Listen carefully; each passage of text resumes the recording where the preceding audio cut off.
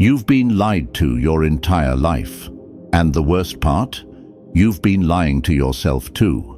Right now, as you're watching this, there's someone out there living the life you convinced yourself was impossible. They're getting the respect you beg for.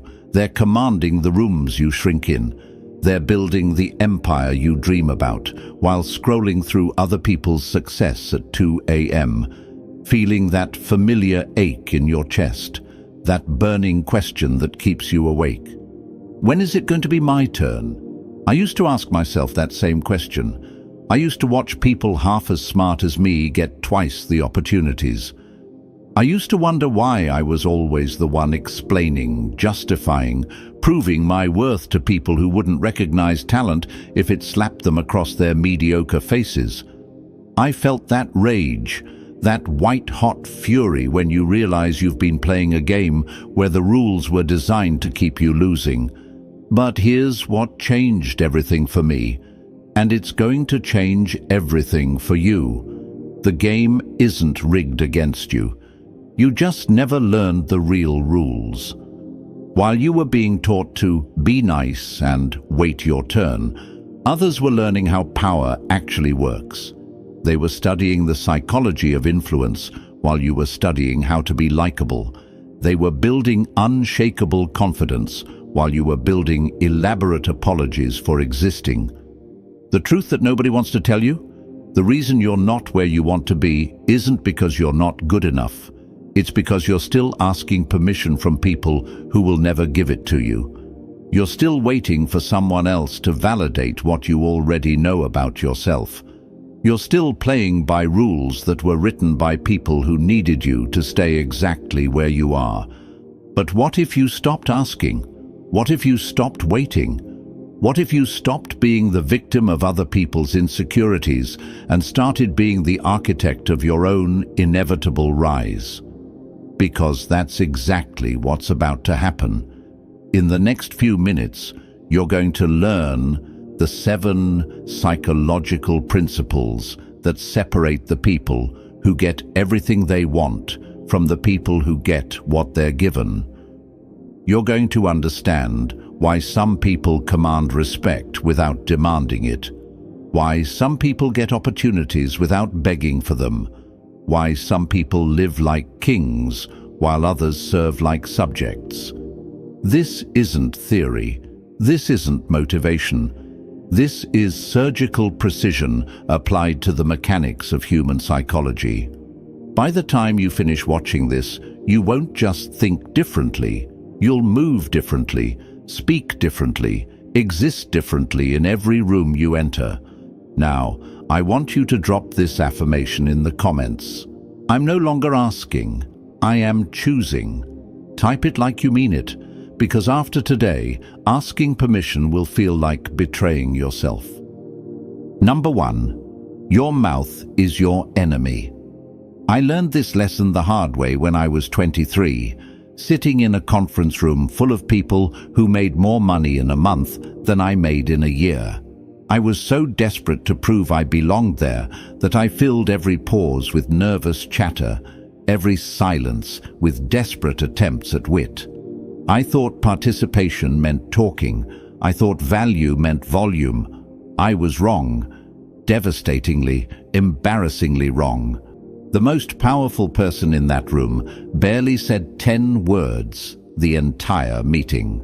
But when he spoke, everyone leaned forward. When he asked a question, the temperature shifted. When he remained silent while others rambled, you could feel them slowly realizing they were revealing too much, saying too much, showing too much of their hand. That's when it hit me. Your mouth is your enemy. Every word you speak is information you're giving away for free. Every explanation you offer is a weakness you're advertising. Every time you fill an uncomfortable silence, you're telling the room that their comfort matters more than your power.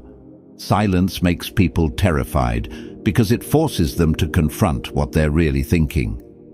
When you stop rushing to fill every pause, something beautiful happens. People start projecting their fears onto your quiet confidence. They assume you're judging them, evaluating them, seeing through their masks. And here's the devastating truth: you are. While they're talking, they're showing you exactly who they are. They're revealing their insecurities, their desperation, their pressure points. But when you're always talking, you're the one being dissected. You're the one showing your cards while they keep theirs hidden. Machiavelli once said, "Everyone sees what you appear to be. Few experience what you really are." Your silence creates a canvas where people paint their own version of your thoughts, your judgments, your power. They fill your silence with their own fears, and suddenly you're not just another person in the room. You're the person everyone is trying to impress. I started practicing this immediately. Instead of jumping into conversations, I started observing them. Instead of proving I was smart, I started letting others prove they weren't as smart as they thought. Instead of competing for airtime, I started controlling the rhythm of every interaction simply by choosing when my words were worth the room's attention. The transformation was immediate and undeniable. People started coming to me for my opinion instead of me desperately offering it. They started working harder for my approval because I stopped giving it away for free. They started wondering what I was thinking because I stopped thinking out loud. Here's what nobody tells you about silence. It's not just the absence of sound, it's the presence of power. The person who can sit comfortably in silence while others squirm is the person who controls the energy of the room. They don't need to speak to lead. They don't need to explain to influence. They don't need noise to command attention. Silence isn't the absence of power. It's the proof that you don't need noise to control the room. Number 2, your feelings are not your facts.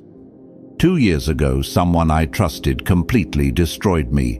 Not physically, not financially, but emotionally.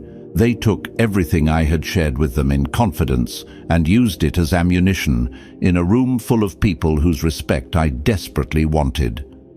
I sat there, listening to my private struggles being twisted into public entertainment, feeling that familiar burn of humiliation crawling up my throat. My first instinct was to explode, to defend myself, to explain what really happened, to make them understand how wrong they were, how much they had hurt me, how betrayed I felt.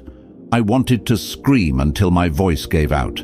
I wanted them to feel even a fraction of what they had put me through. But something stopped me.